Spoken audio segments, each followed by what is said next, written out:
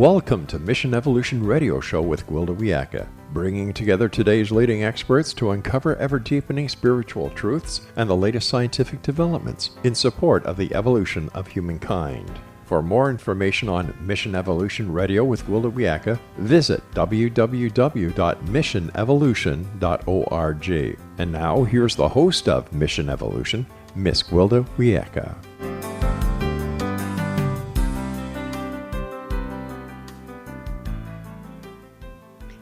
Hello, my visionary friends. Thank you for joining us on another exciting adventure into future possibilities.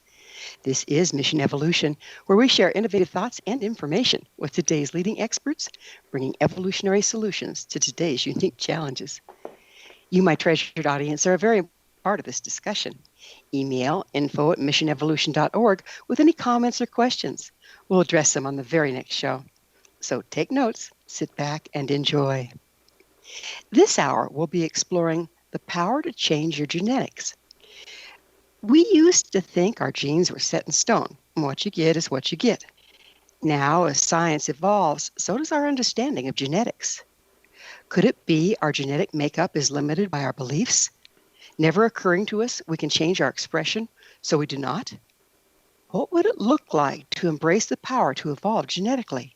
What could we accomplish as individuals and as a people should we do so?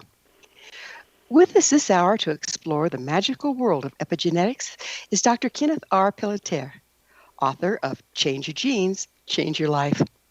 Dr. Pelletier is a clinical professor of medicine, family and community medicine, and psychotherapy in the departments of medicine and psychotherapy at the University of California School of Medicine, where he's director of the Corporate Health Improvement Program. Dr. Pelletier is also chairman of the American Health Association and vice president with the American Specialty Health. His website, drpelletier.com. That's drpelletier.com. Dr. Pelletier, on behalf of our listeners and myself, thanks for joining us on Mission Evolution. Oh, thank you for the invitation. Now, I have to say that due to time constraints, I was only able to cover about half of your impressive bio, those part that you're currently doing versus what you have done. But within all of that, I didn't see anything about genetics. How did you get interested in genetics? Well, actually, the CHIP program, the Corporate Health Improvement Program, is my mainstay research program, and we develop interventions with 15 of the Fortune 500 companies, with Ford, Dow, IBM, Prudential, et cetera. And we meet twice a year with the medical directors from those companies to develop projects. Well, about 7 or 8 years ago, the medical directors began saying our executives are all asking about genetics. Should we include that in our annual physical? And they asked me, and I said, I have no idea, because when I was in medical school, all you learned about genetics was Watson and Crick, DNA to RNA, double-stranded. That was end of genetics 101. So I decided I needed to basically learn more. And Elizabeth Blackburn, who's the Nobel laureate in genetics from 5 years ago, who discovered the telomere, which is a marker for aging in human beings, is on our faculty. So I went to Elizabeth and I said, can you teach me genetics? Can you bring me up to date? And she rolled her eyes and gave a sigh. And she said, okay. And she said, but get ready. If you hated biochemistry, which everyone does, you're going to hate genetics because it's even worse. So that was my launch into the last 7 or 8 years of getting back into genetics and epigenetics. So did you hate it as much as she said you would? It's difficult. It's like learning a foreign language. It's like if you were learning Russian and you had to learn the Coptic alphabet before you could learn the words, before you could speak it, translate it, read it. So it is. It's a very complex. It took me probably a year to 2 years to just be able to read the encoded information and research manuscripts coming out in the genetics and epigenetics area. So yeah, it turned out to be very difficult, but very rewarding. I mean, now I'm full bore involved in it, and the Change Your Genes book is really my odyssey from beginning to end to help other people learn and discover what I have, which is, as you indicated, genetics are very, modifiable in their expression. Well, it seems like the field of genetics has undergone some major shifts in the last 30 years or so. Um, how has the way we view genes in recent times changed? Well, when the human genome was mapped completely about 20 years ago, the assumption was very biological, very deterministic. We now have all the books in the Library of Congress, and if you just read them correctly, we will know everything about a human being, their height, their weight, their eye color, the diseases of susceptibility, how long they will live, etc. And that was the assumption. And then about 10 years ago, there was some critical research, one study done by a person at Johns Hopkins that we can get into, but there were a number of critical studies that said, wait a minute, there were mainly studies of genetically identical twins, and they looked at, does one twin having a genetic predisposition to a certain disease mean the other twin will also have that disease? The answer was a resounding no. So you're talking, then we started saying, what's going on here? You're talking identical twins, yes? Yes, identical twins. Mm-hmm. Yep, exactly. And so the question was, well, if the genes are not predetermined, if it's not biological, if it's not reductionistic, what is it? And that's where epi came in. So epi means around, above, or surrounding. And we began to look at what were the epi influences on genetic expression, things like stress and diet, the environment, pharmacology, belief systems, social interactions, all of these variables that determine whether or not a certain gene push in our birth will in fact become manifest or not.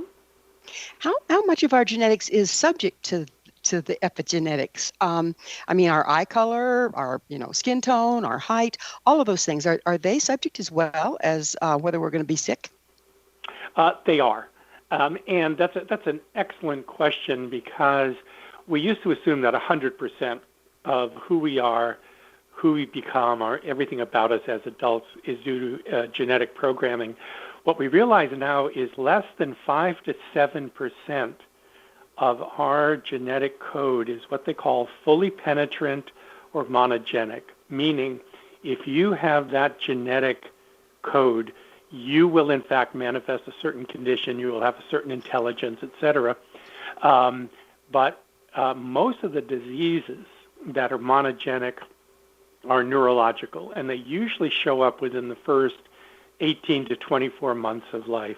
Short of that, the other 95 to even 97% of who we are as human beings, as adults, is due to epigenetic expression or modification of the expression of the gene throughout our life expectancy. So like, is autism monogenetic? Yes. So autism is a neurological condition. Again, it's monogenic or fully penetrant. ALS, Alzheimer's, Alzheimer's is even modifiable, but mainly they're neurological disorders like autism that in fact are monogenic. What determines the difference there? Well, we don't really know, but it's clear that genes operate in a matrix. So a gene does not operate. It's not a single gene does not determine whether or not a person is going to be autistic. And now, as you know, we have an autistic spectrum, all the way from extreme disability to people being very functional that are, quote, autistic, but they're very functional. So what makes that difference? The difference is that the gene that may predispose to autism operates in a matrix. And that matrix will push that expression one way or the other. It'll make it more extreme, more fully expressed, or less expressed. And we don't know, I mean, right now, we are in the dark ages in terms of really understanding epigenetic expression. So we just don't know what governs that expression in its extremes. So like Down syndrome, where's that fall in the spectrum here? Again, Down syndrome is one of those neurological disorders that is genetically predisposed. So yeah. But again, you can have different levels of functionality, even if a person is extremely, say, pushed in the Down syndrome or autistic end of the spectrum. the kinds of coping skills that they can learn is they're really dependent on their environment, the challenges they face, the support of the parents and teachers and people around them as to what they can achieve. So it's not a doomsday scenario. It's not you have that gene and therefore you're going to be, disabled to an extreme degree. That's really not the case, and that's given rise to all kinds of therapeutic interventions now. Well, like in Down syndrome, unless I'm mistaken, it's not necessarily my area of expertise, but the age of the mother, environmental factors. There was one whole town where they bore a whole bunch of Down syndrome children were born because a water supply got polluted. So there's outside influences how does that work? It makes them more susceptible? What? Well, you've actually brought up a very important point. Is my book title, Change Your Genes, is actually a gotcha title in the sense that genes do not change. They can be damaged, and what you're talking about is genetic damage. So they can be damaged by radiation. They can be damaged by herbicidal exposure like glyphosate, which is the active agent in Monsanto's Roundup. That's a known carcinogen. It's known to damage genes, and it can be damaged by environmental pollutants, normally or usually the petrochemical nature. So that particular town, if there was a high petrochemical exposure to pregnant women, then their genes were damaged, and the damage resulted in this high predisposition to actually a fairly rare condition. But again, we're talking about damaged genes, not genes that have a push and then you can govern the expression. That's when a gene is actually extremely damaged and about which you cannot repair a damaged gene. But you can, through environmental things, like a good diet, good intervention, good support, good coping mechanisms, you can mitigate the expression? Yes, absolutely. In fact, diet is one of the most important variables in terms of influencing the gene expression. Stress is hugely important. Our interaction with other people, our belief systems, meditation, pharmacology, the environment, as we've been talking about, both good and bad, can have a very profound impact, again, on gene expression. And the question is, well, how does it happen? Well, each gene is in a sheath, and the sheath is a molecular coating on a gene, and the molecular coating are called single nucleotide polymorphisms, which is a mouthful like all things in genetics. When you asked about how long did it take to learn the language, that's one of them. So these polymorphisms, these single nucleotide polymorphisms, are like rheostats, and the gene is inside the cell. The cell is like a biochemical ocean. So everything, diet, stress, pharmacology, affects that ocean and turns the SNPs, they're called single nucleotide polymorphisms or SNPs, turns them up or turns them down like a rheostat on a light. And that's the mechanism whereby the gene is influenced to turn on or turn off or become brighter or become more dim. That's pretty amazing. So we can mitigate it to the point it's almost a non-issue with some of these?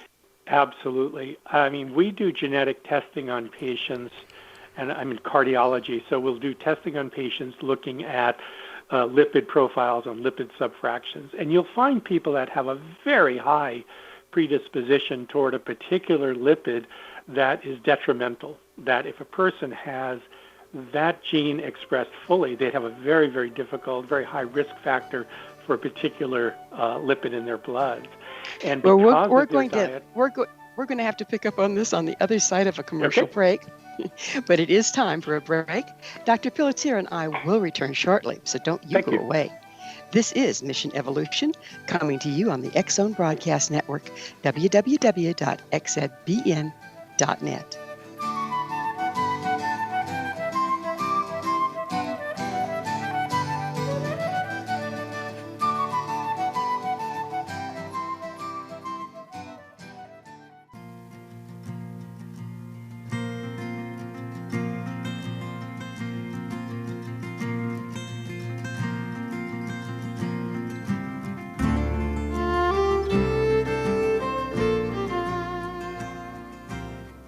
Hello again. This is Mission Evolution, missionevolution.org, dedicated to unification and evolution of consciousness. To all our faithful and thoughtful listeners, we really value your opinion and would love to hear from you. What do you think about the ability to change genetics? Email me at info@missionevolution.org and give me your thoughts or questions so we can all share them on the next show. With us this hour discussing genetics is Dr. Kenneth Pelletier. His website, drkennethpelletier.com. That would be drpelletier.com. My apologies. So we were just talking about what turns genes on and what turns genes off. And even if we have a damaged gene, that there are mitigating things that we can do. Would you mind continuing with that? Yes, and we were talking about a lipid profile for patients or people. And you may find that someone has a very strong push toward producing a lipid in the body that would be a very high risk factor for heart disease. Well, once a person knows that, then there are things they can do with their diet, with exercise, with stress, with pharmacology that can greatly reduce that risk. And that, to me, is one of the, when you're talking about your program focused on evolution and the evolution of medicine, we're really approaching the next 3 to 5 years of what we're calling precision medicine. Well, we'll be able to have much more accurate predictions of what will be helpful to a person, lifestyle-wise, pharmacology-wise, even surgically, by knowing what their genetic profile is. And once you know what you can do about it, then you can make the necessary life-enhancing changes. Not only do we then govern the quality of our life, we actually govern the quantity or how long we will live. Many of these changes actually can push us toward a longer life expectancy. Now, how much is your epigenetics more of a frequency thing than a physical thing? In other words, does our attitude change it? Do our belief systems change it? Oh, absolutely, our belief systems change it. Two things. I mean, there's a positive and a negative. So on the negative side, stress has a profound negative impact, excessive stress, on the epigenetic expression.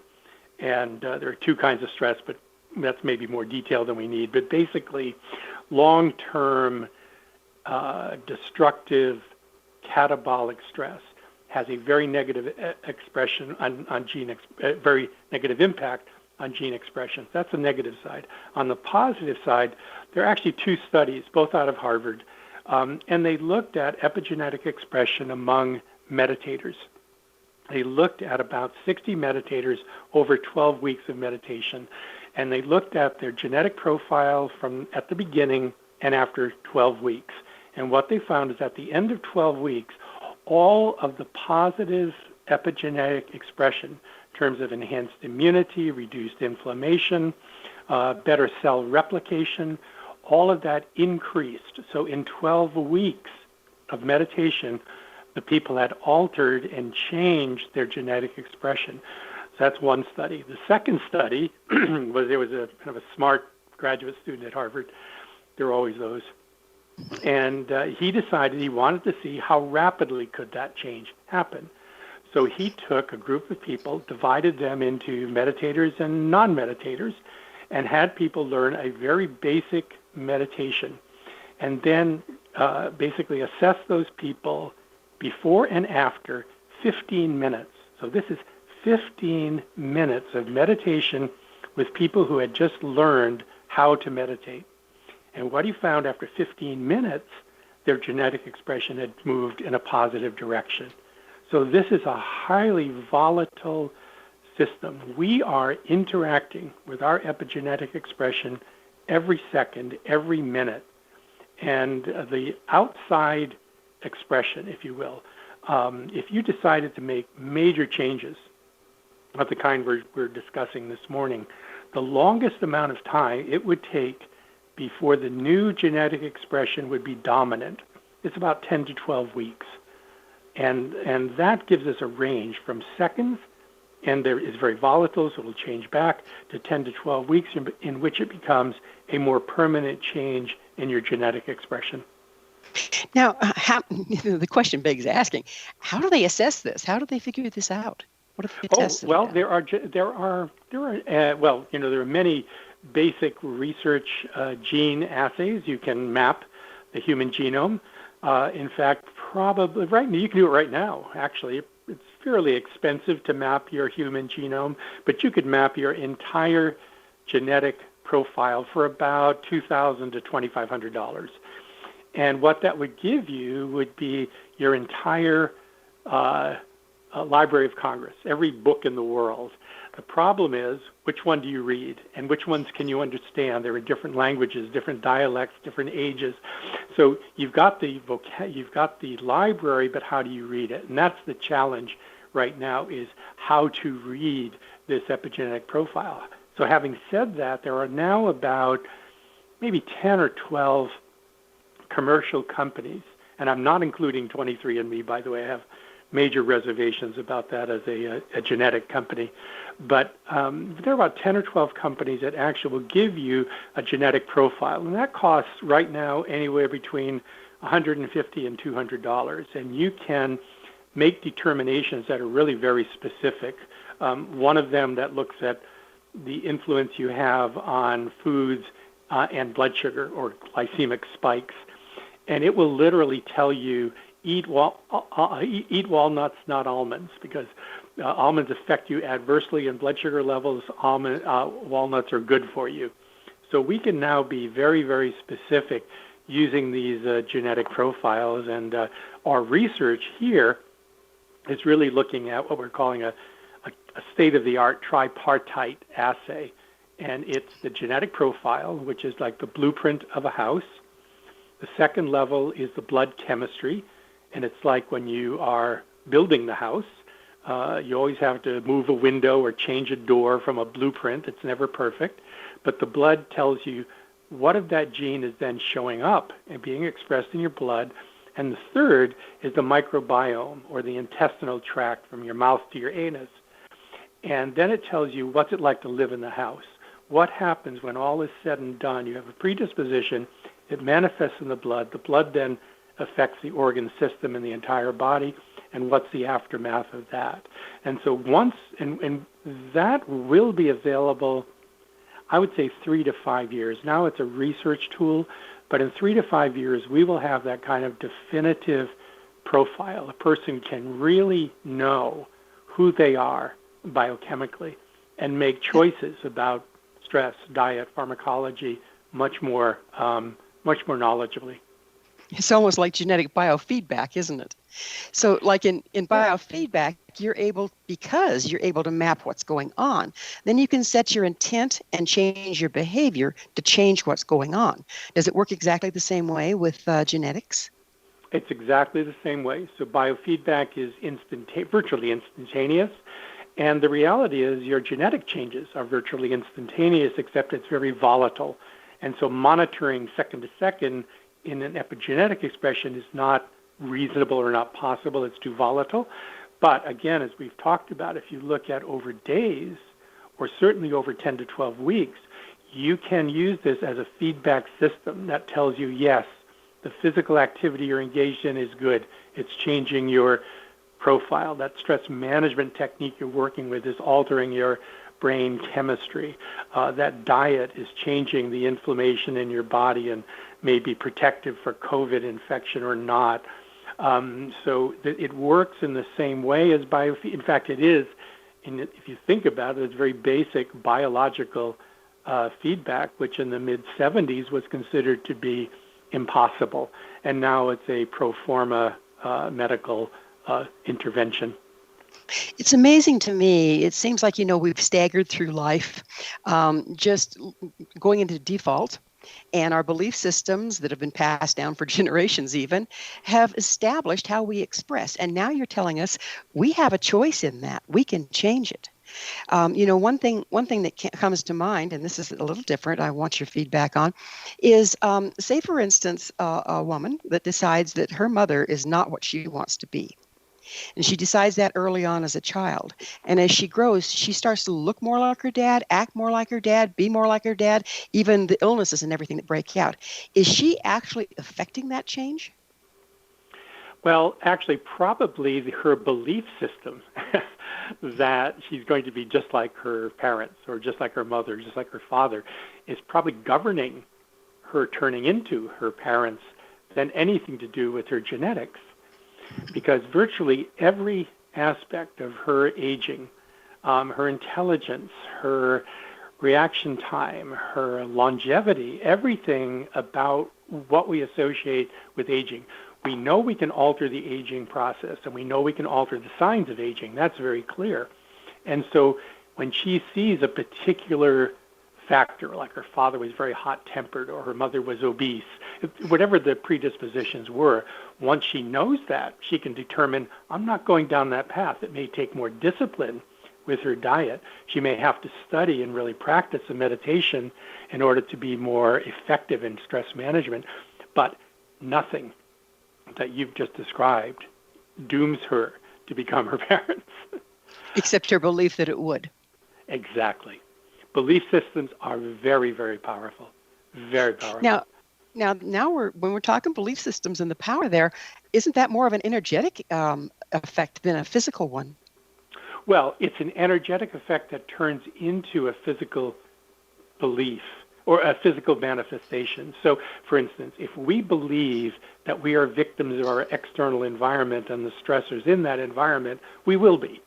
If we hear a loud noise and we react negatively, that will create a major stress chain reaction in the body. However, if we believe that external environment, we govern our reaction to that. So a loud noise for one person may be they've been in battle and they have a post-traumatic stress disorder because of that experience and that belief.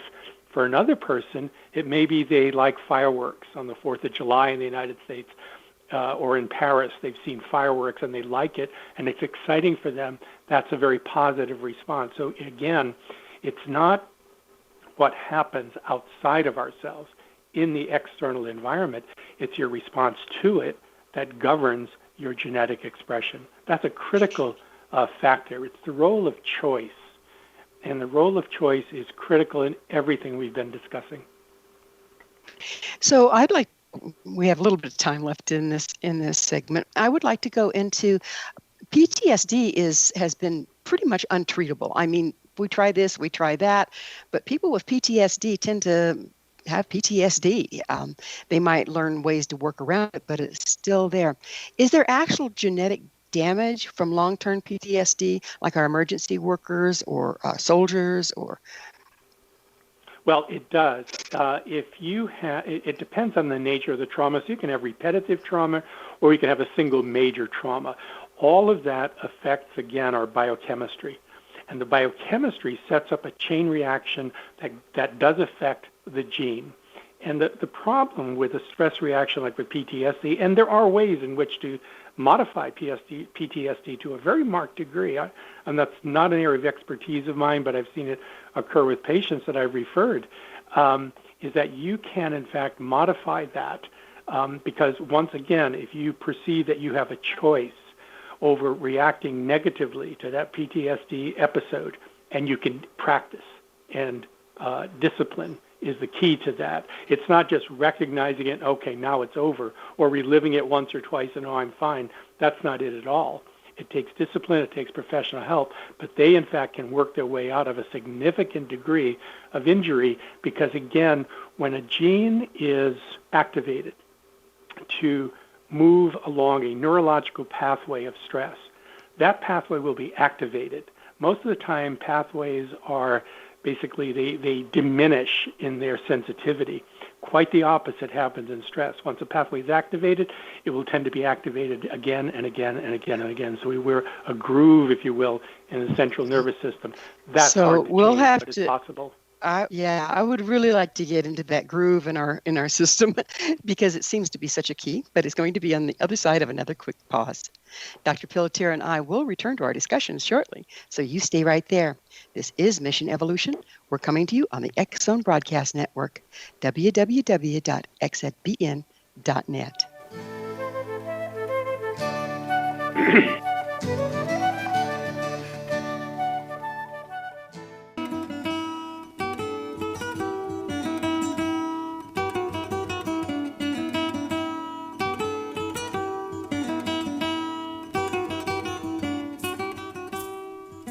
Welcome back in Evolution.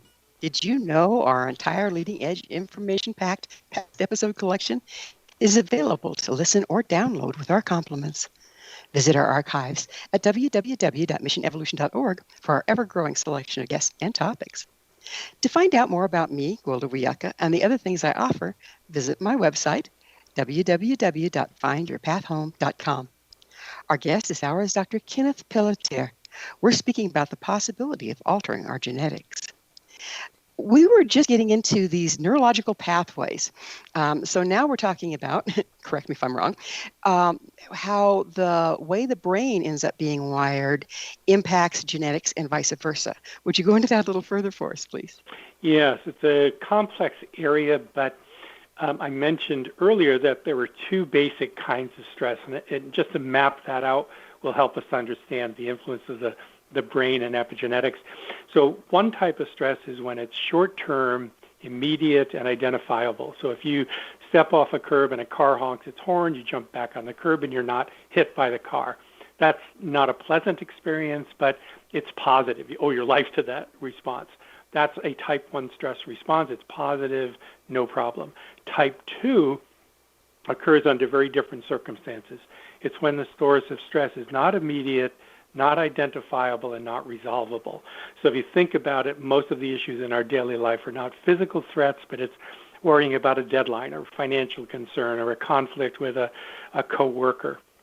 Under that condition, all of the perfectly normal short-term stress responses are protracted over time. So a short-term increase in blood pressure becomes hypertension. Short-term increase in heart rate becomes tachycardia. Short-term increase in electrical activity in the brain becomes anxiety.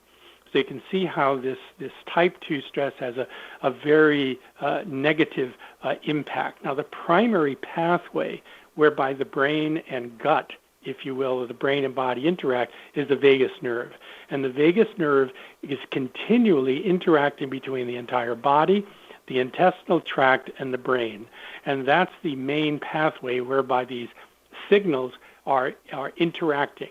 And the interaction is governing, saying, you're under stress, so therefore the genes need to express more inflammation, or you're relaxed and it needs to express less.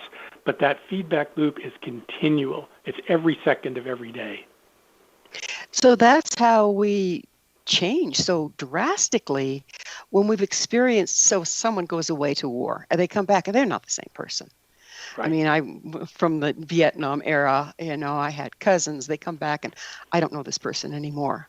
They even look different. And they might, try to, back then, you didn't have any much treatment for PTSD. They just lived with what they had. And to a one, their lives were shortened. And we used to think it was, well, they got into Agent Orange or this or that. But I'm wondering if this isn't a big part of it. Oh, unequivocally. What we know is that changes in external circumstances have a huge impact on our genes. I think that's what's occurred with veterans from combat. I have great sympathy for them. We see them as patients here. There's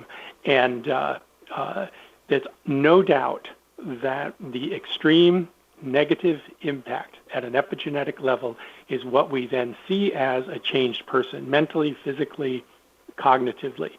One of the most interesting studies that shows how powerful this change can be was a study that NASA actually conducted. Surprisingly, NASA, National Aeronautics and Space Administration, has one of the largest databases on epigenetic expression, and why that is we can get to. But basically what happened was in 2018, Scott Kelly was an astronaut who went to the International Space Station for a year. And he has a twin brother, Mark, who's also an astronaut. So he had two astronauts, one in space for a year, one not. And when Scott returned from his 1 year at the space station, they found that 7% is in 1 year, with a change in environment, diet, exercise.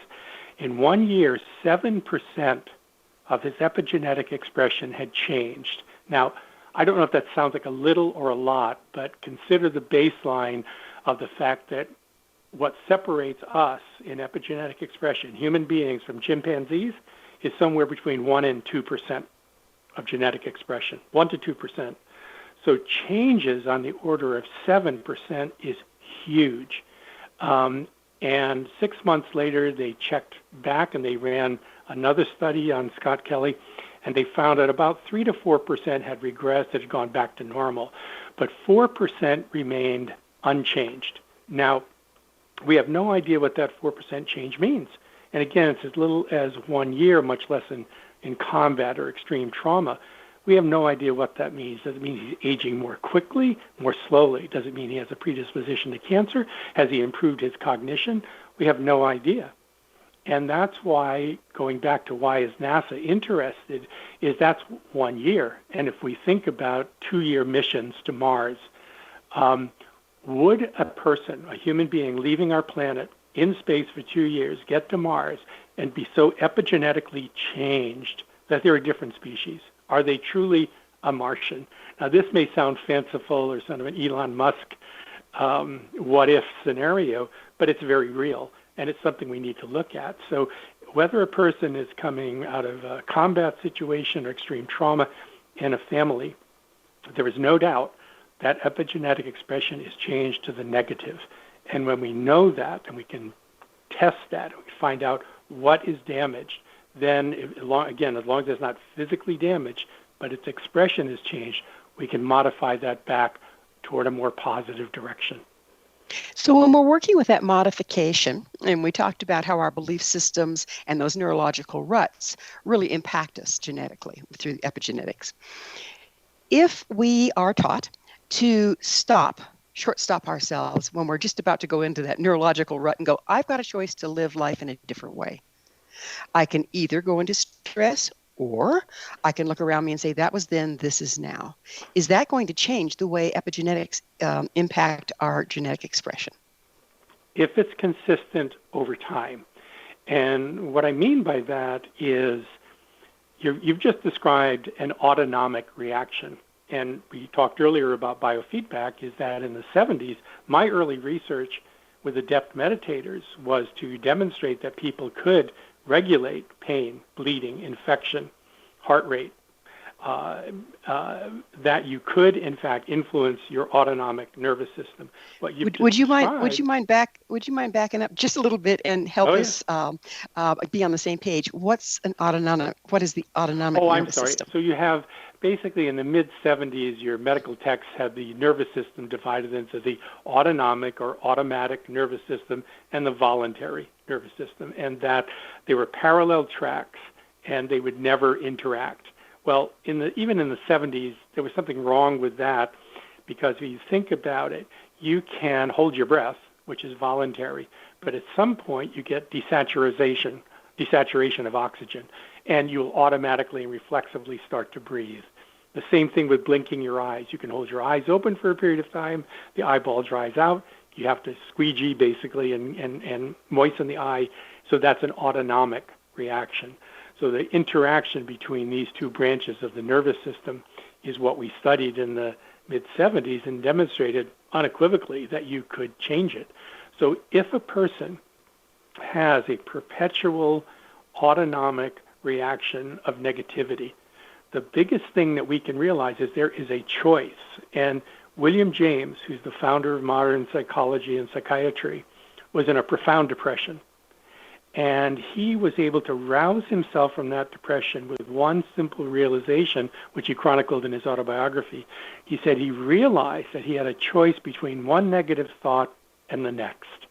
And that infinitesimal choice between choosing between one negative thought and another negative thought, or a negative thought and a positive thought, was what enabled him to rouse himself out of a profound depression. So it's not just that one exercise. So it's like the 15 minutes of meditation in the Harvard study. That does not ensure that you have now an effective stress management technique. But if you practice and with a discipline develop a skill, and it is a learnable skill, everything we're talking about is a learnable skill. If you do that, and over 10 to 12 weeks, that new positive skill will be dominant for you and will ensure a greater health and a greater life expectancy because of that. So that's the good news, but it takes discipline, it takes practice. So if you and I were speaking now and you said, I want to learn how to play the piano. And I would say, well, it's going to take lessons. And you'd say, well, of course. But I'm always amazed how I have patients that come in and you say, well, this is going to take discipline and practice. And they look at you like, why? And yet what they're trying to do is play something infinitely more complex than a piano, which is the human central nervous system. Takes practice, takes discipline. So the thoughts, belief systems that we were conditioned to with our parents growing up can be changed, but we have to learn the practices and use the discipline to repeatedly make different choices. What about the ones that we come in with that were passed down from our parents' parents, our parents' parents? Those exist as well, don't they? They do, and there's a whole subsection called epigenetic expression, intergenerational epigenetic expression, and a bit longer than we can go into, but basically there are some studies that look at grandparents to parents to children and how much is a genetic trait transmissible from one to the next. And there have been some fascinating findings, like if a grandmother is overweight, it does not necessarily predispose her child to being overweight, but the grandchild, the daughter, the great-grandchild female will have a tendency to be overweight. They've looked at survivors of concentration camps, and they found that the offspring of those survivors are not necessarily more predisposed to a stress reaction.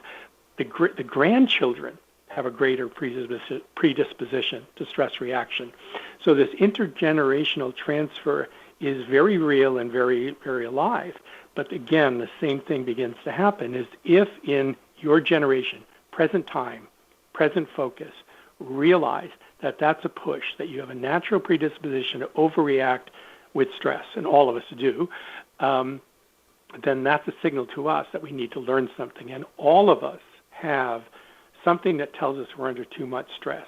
Tight back, dry mouth, cold, sweaty hands, clenching of teeth, something that tells us you have exceeded your limit to adapt to this stressful circumstance. If you then find a meditative discipline or a practice that teaches you how to enhance that in a positive direction, that becomes your meditation. So there's no one meditation fits all. It's find out what you already do and learn to enhance it. That's your way out. That's your pathway toward better health.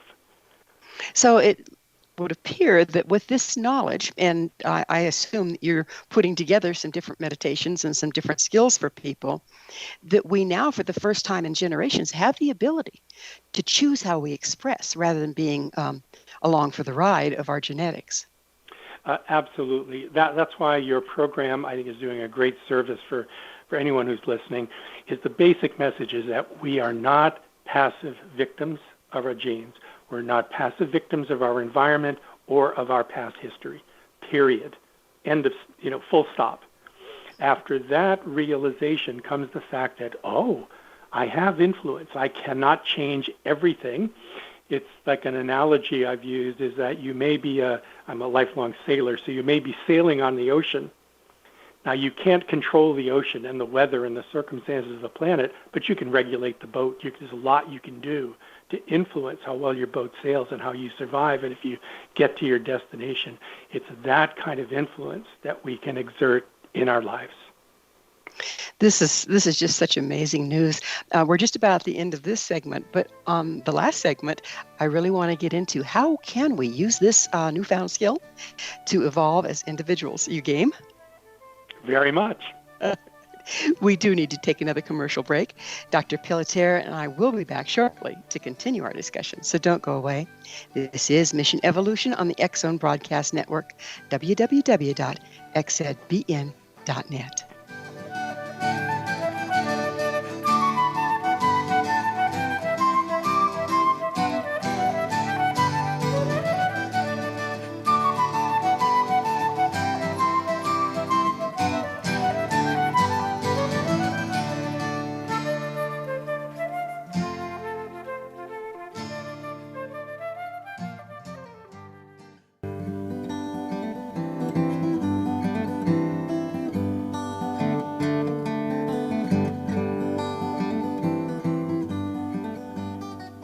Welcome back. This is Mission Evolution, bringing together gifted people of service to the world.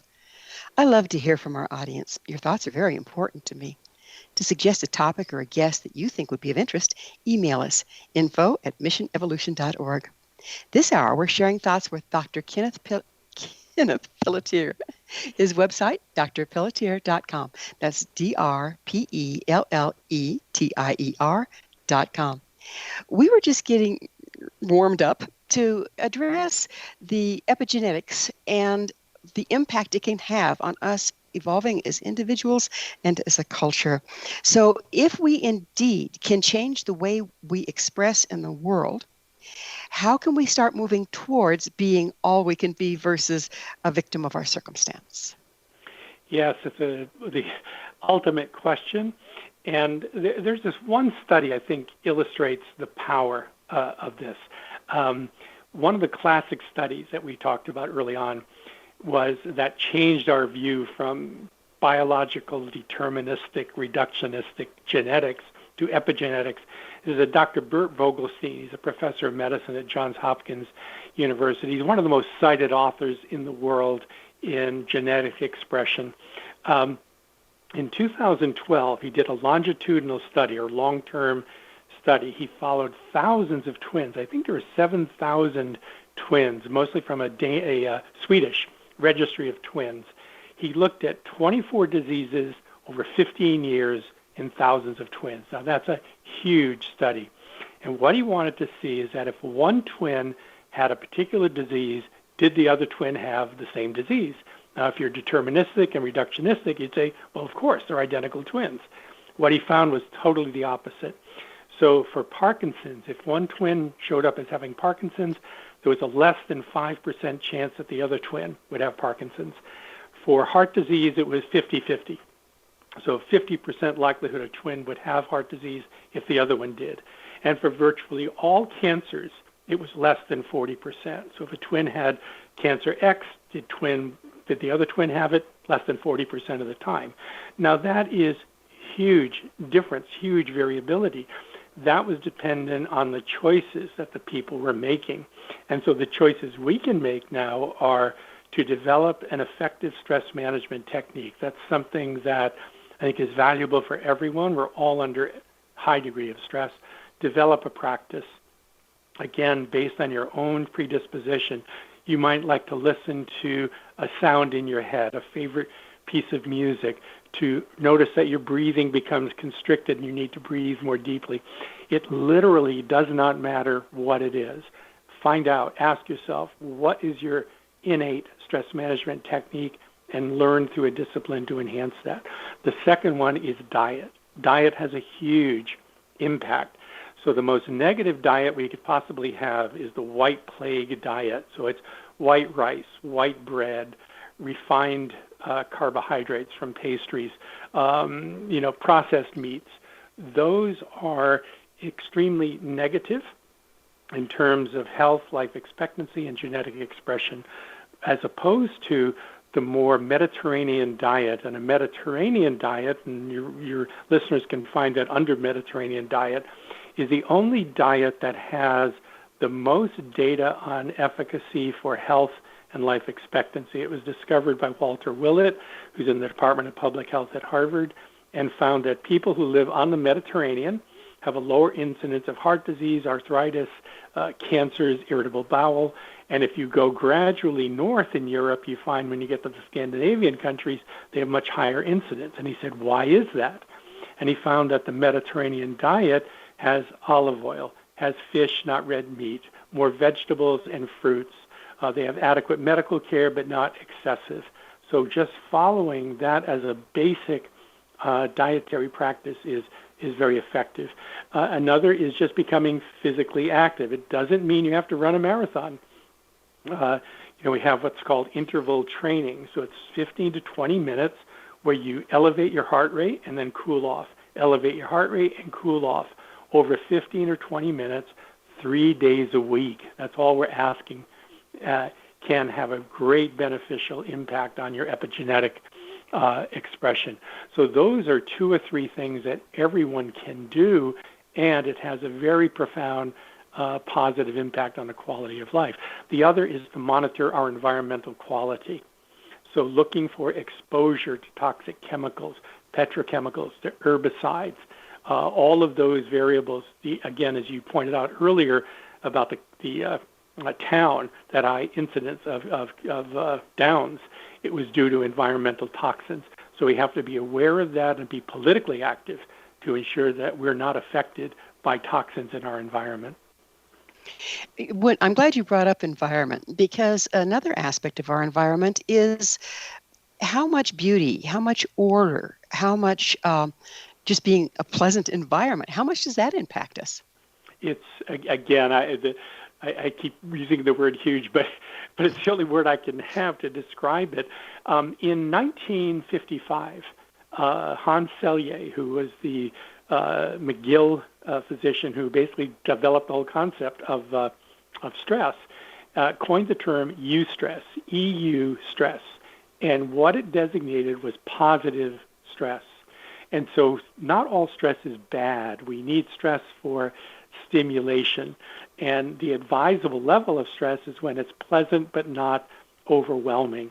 So all of us who engage, if you will, in challenges, to have positive emotions, forgiveness, understanding, compassion, generosity, those sound like maybe, I don't know how they sound as words, but those literally have an equally powerful positive effect in the body as the negative emotions of anger and aggression and frustration that we more commonly hear about. The positive, nurturing the positive emotions are as important, if not more important. So by bringing beauty into our environment, lovely music, artwork, exposure to nature, growing things, all of those can influence our genetics through epigenetics? Absolutely. And what those do is if a person's listening to an opera or music or a beautiful painting or just nature, being outside, even during this period of COVID, what we find is that people who spend any amount of time outside in parks or walks or in their neighborhood areas have a much lower incidence of contracting COVID. So the positive impact of the environment, again, gets inside our bodies. It's not out there. It's not external to ourselves. It enters our bodies in a very real biological way and has a positive impact on our health and life expectancy. So if we harbor negative thoughts, negative emotions, and those we can short stop if we get the right tools and a discipline and practice. But if we choose, actually at this point this is choice, if we choose to harbor the more negative ones, it actually drops our immune system through our epigenetics? Absolutely. Because the chemistry, the catabolic, and catabolic is the destructive biochemistry of the body. So when we need energy, your cells catabolize or incinerate our nutrients for fuel. Fuel feeds the body. When we have a catabolic dominance in our bodies, we are literally self-destructing. We are burning the house around us. Not a good thing, obviously. When we have positive emotions, then we kick in with what we're called the anabolic or regenerative biochemistry. We are literally regenerating our cells minute by minute, second by second, or causing them to deteriorate. And again, this is within our grasp, within our influence as we're listening right now. We also know if we take a step back, recently there have been more emphasis on what are called the blue planet communities or the blue zones. These are communities all over the planet where people live to be 100 or more. And if you look at the commonalities of all of these communities, they all have the characteristics we've been talking about. They have Mediterranean diets. They have stress management techniques. Elders are always respected. No one is ever relegated to useless at advanced age. In fact, they have a very prominent role in the family. They make all of the decisions. Their foods are raised regionally and without organic fertilizers. They have a very clean environment. They don't use excessive medical care, and they don't fear death. That's one of the most fascinating things, that when you talk with these individuals, I've known the researchers from this group, that the people, they don't think of death, because for them, the onset of the end of life lasts 2 or 3 days. When you're 100 years old, you're only going to last 2 or 3 days. For 110, it may be down to 2 days. But they do not dwell on whether they're going to die or not, because they're not faced with 20 or 30 years of long, lingering disability, which is what we see here in conventional culture. That's what people fear. It's not fear of death. It's fear of becoming disabled and helpless. They don't have that in the blue zones. So these are models. It tells us collectively and individually, here's a positive direction we can move in, and it has all of the characteristics we've been talking about. So it seems like our modern day American culture, where we value only the new, only the young, only the productive in physical terms, has predisposed us to fear death and to fear aging. And therefore Absolutely. We do, right? Absolutely. You've articulated it very well. We have a culture that is fixated on youth, on physicality, on external achievement, and there are many cultures that simply don't have those values. They value inner experience. They value age. They value wisdom. I remember we did a study in Poland, and it was a smoking cessation study, and we knew it worked because we'd done studies here. And in Warsaw, it just failed, totally failed. And we didn't know why until we talked to the participants, and they said, "Did you talk to the grandmother?" And we said, "The grandmother? What do you mean?"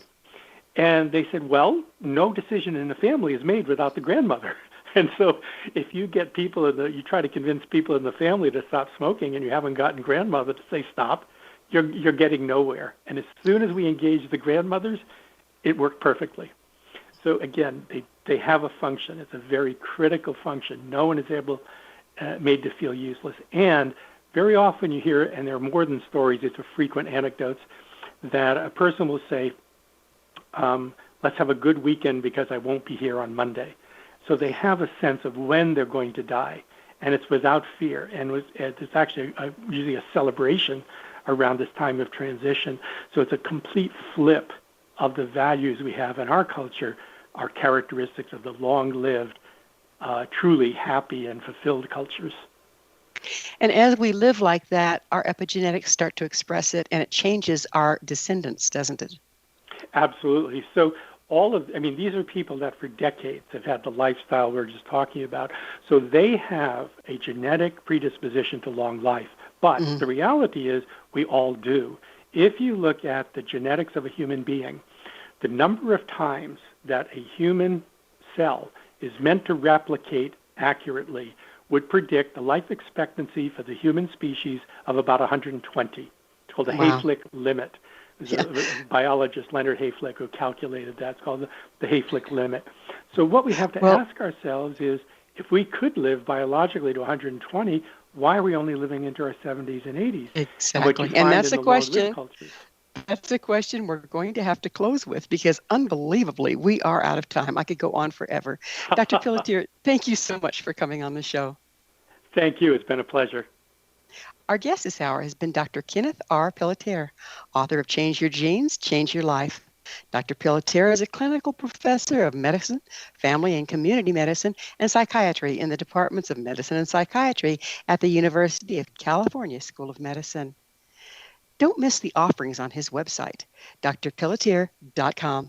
Remember, our entire information-packed past episode collection is available to visit or download. It's free of charge, so please visit our archives at www.missionevolution.org for our ever-growing selection of guests and topics.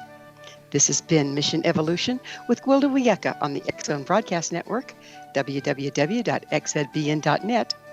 For more about me, my school, and the evolutionary tools we offer, visit findyourpathhome.com. Join us next time as this mission continues, bringing information, resources, and support to our evolving world.